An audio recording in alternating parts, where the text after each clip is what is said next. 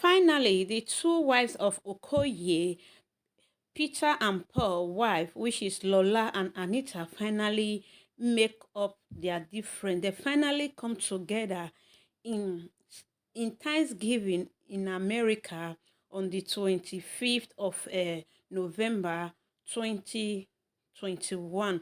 So my people, now the two video we will get for today be this. The second video now about this people where I come across for social media where they sleep inside train station. Now I want to talk about my people. When I see this video, my people, I shed tears. I say, God, what really they happen? Oh my God. Ah, Jesus.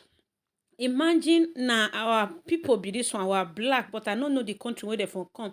Some Oyibo still dey inside this people when they sleep for here. So you understand. So all waiting. That's the reason why I want quickly yarn about this matter.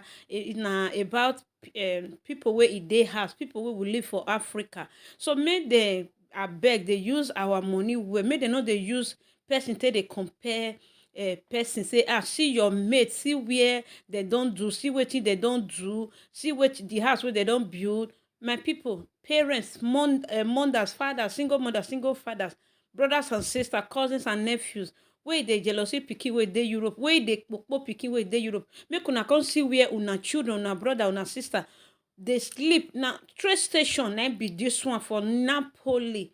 Napoli na inside Italy na e dey, my people. E get one video when I first still see one certain time na inside wetin dem dey call am France na e for happen as well, when a lot of people begin dey sleep for street, and na cold time na be this one. The cold is too much, the degree is too much, na im make social worker come outside come dey give dem cold hot tea, and come still dey give dem blanket make dem take cover, because say the cold is too much. My people, you see the food wey dem come give them. So na early morning people, oh my God, a lot of people dey suffer. My people, you understand? My people, abeg, parents, each year wey dey carry yagbe for different meeting, each year wey dey carry yagbe for different meeting, dey use your children money take dey carry yagbe. Come see wetin dey happen to your own pikin for Europe. Benin dey talk am say ekenamajo or ewebu. You understand? Where you no go na be Oyibo land. Come see the kind suffer wey e dey obodo Oyibo. Mothers, abeg, if your pikin bring money come house, make una use am well, because people are suffering. A lot of children dey suffer for this obodo Oyibo. Some dey homeless. Na children, person pikin dem na be this one. Mothers, for this cold, as me dey talk na 4 shirt na I wear. I never wear jacket join am.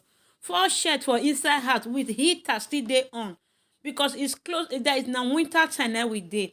The country wey me for the report, so the city wey me dey, snow no dey fall, but cold dey. But other countries like northern Europe, cold too much, snow by this time, oh my God, no be here. Sometimes you no go fit drive your motor. You understand? So mothers, abeg, make una dey use una pikin money well.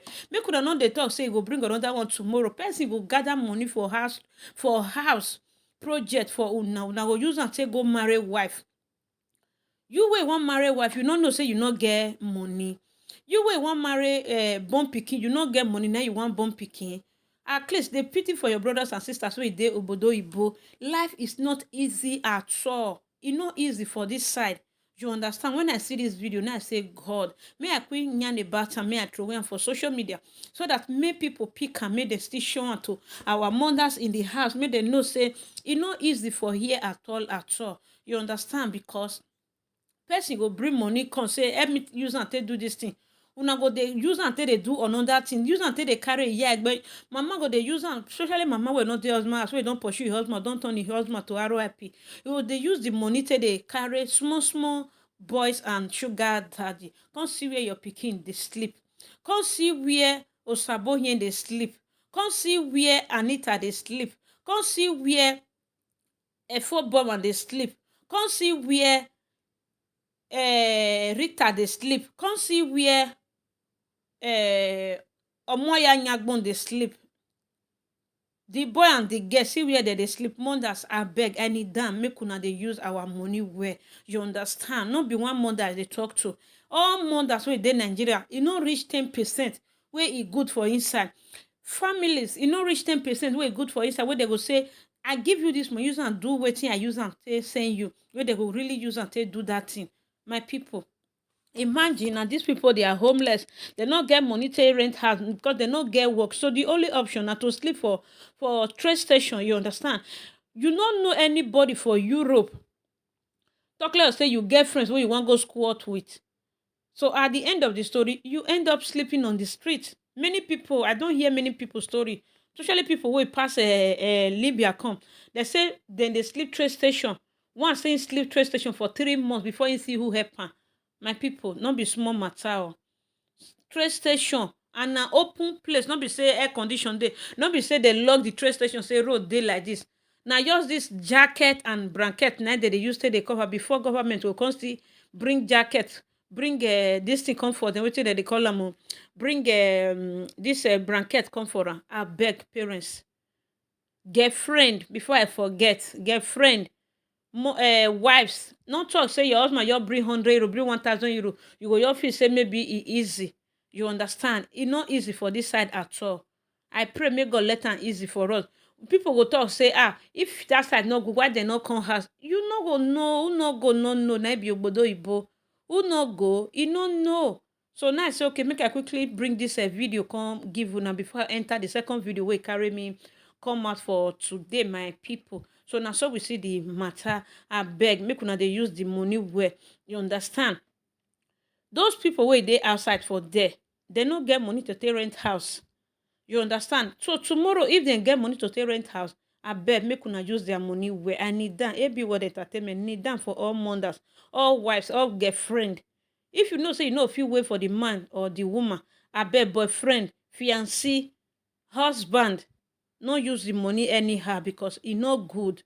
You understand? Because they talk and say no matter about you, okay, suffer too much for obodo ibo. Na beg I dey beg una, need them for here. You understand? I need them beg una. Okay, make I enter the second video. God bless you all. Hello, my country people. As I earlier they talk, not be small matter, oh my people.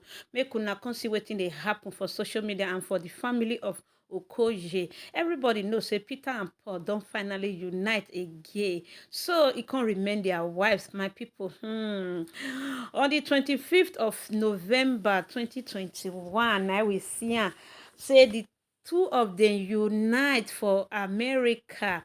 They can celebrate America Thanksgiving Day, my people. See jollification for their eye, for the house, my people. Don't be small matter, don't be small gbege for inside town. 2 Square where is separate for good 5 years, my people. They don't finally make up. Their wives don't finally make up. What God cannot do does not exist. This one a Peter, a poor wife where he be run go America, where he be suing husband for 500 million. My people, as I dey tell una so, Peter and Paul has connected and they are back together again, and their wives finally make it up again. What you will call that one? Is God not faithful? If person talk say God not dey this world, na lie o. God dey. God dey exist, my people. This one I be Lola Peter Okoye, and why that is in there with Paul Pikin. Just now the picture we una see for there. So now Lola Okoye, Omotayo Okoye, the time where their relationship take get misunderstanding. Lola Okoye have been trying to make peace with the brother's wife and all. You understand? Like with the brother's that is brother-in-law, but the brother-in-law refused, all because of say he still get anger for mind. So he can say he no want me Lola talk to her. He don't want get anything to do with Lola and the husband. Even when Lola even lost her dear father, my people, not be small gbege. Peter, Paul not come the burial ceremony. You understand? Because of say love not dey between them. But now Paul, where he be the rude boy, he don't finally make peace with the husband. Okay, make we enter the other video. Everybody know who be the next person wey dey with Anita for here. Na im be our Nigeria hero for 2020 October 20, wey e save or alert people say see wetin dey happen for Lekki toll gate. DJ Switch was found with Peter, that is with Okoye's family in America. My people, not be small gbege o. Many people believe say DJ Switch they Canada, just like the way the interview were going last year. People were just thinking now Canada now she dey, but unfortunately we just surprised say she dey with Lola and Anita. So they celebrated this America Thanksgiving together. My people, not be small matter, not be small big. Everybody come here say so now Peter and Paul now he carry this our hero go America. So now God now will bless this Okoye family and also bless this our Nigeria hero. Just that we not can get better DJ like her. You understand? But let's save life for here. So it's good as she come on, go start a new life from our bad leader, where they call Buhari regime. Maybe therefore not by the girl. You understand? If to say since then, therefore don't turn her to RIP. People will say, whether she will still come back to Nigeria for future, let the future say what the future have to do with her. You understand? So me, I believe say she no will come now. You understand? So and I also pray for long life and prosperity for her parents. You understand? So may now only that one they go come they wait for her like una they can't wait if papa and the mama son RIP. You know, come fit do burial because it was on the run for in whole life. Okay, my people. So now waiting happened to DJ Switch. So we say happy Thanksgiving to these three people. You understand? DJ Switch, Lola, and Anita. Happy Thanksgiving to them. So who don't know who be DJ Switch? DJ Switch now our Nigeria superhero 2020. Before Davido become the 2021 hero. Now DJ Switch first starts the something that is she was I don't know as I want to describe her because I have not heard of her before. But inside that SARS protest, inside that October, I saw the way God used her to save many others. You understand? If not, the soldier in Lekki would have finished. That they for finish plenty people that faithful day. But for God so kind and God used this DJ Switch Obianuju to save many people. So now he make Nigeria can't give her that role where they call they can't give her that name where they call hero. You understand? She deserve it. She deserve that name. So happy Thanksgiving to DJ Switch where he be Nigeria a hero. So where they stay now, many people never know whether na America or na Canada or South Africa. We don't know whether she don't get document or she never get. It's not just disclosed to us, my people. Okay, so now so we see the matter way in the info inside this video today. So my people, I beg make una not fail to give this video thumbs up. Make una not fail to share this video. Make una not fail to follow me on my page AB World Entertainment. Now be my page. I beg please follow me, guys. As you do so, now so Papa God go to bless you, my people. So now I say make I can't let una know say Peter and Paul Okoye don't finally end their difference and their wives don't finally come back together. What God cannot do does not exist. So now what we want ever since then. Now we thank God say they make up again, you understand? Because many people be think say they no go fit forever make up again, but God, I don't know how God said do one or na Anita wey come up for Nigeria as I later talk for one video. Now he make the move. Now he make Peter go say okay, make I by just try and like this.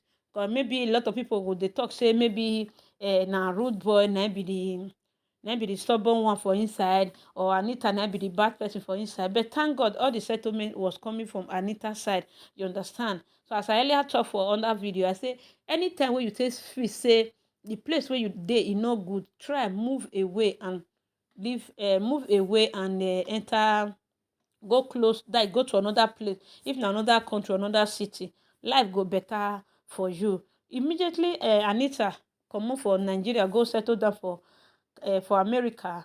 Na so God say restore the family. God work in a mysterious way. A lot of people go dey wonder say Anita even dey sue im husband that time when dem get misunderstanding. So na bad person.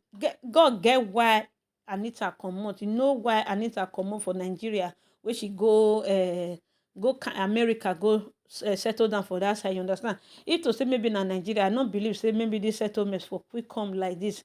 Una understand my people? So now I say make I let una know wetin dey sup for social media. Okay guys, so finally the two wives of the Okoje have finally make up, and we are so happy that peace and harmony have come between this lovely family, not just for only the brothers alone, among their wives and children as well, you understand? So a big congratulations to this wonderful family of Okoje.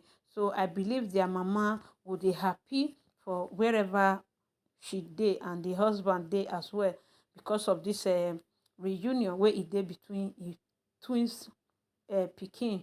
So my people, now I say make I let una know. Okay my people, make I leave una, make una watch the full video. Abeg make una no fail to subscribe and also on your notification bell. As you do so, God will definitely bless you all for me in Jesus' name. Thank you everyone, and stay blessed. So happy Thanksgiving to the Okoye's family and to America as well. And God bless America. And God also bless me, the newscaster. Okay, bye everyone. Love you all. Cheers.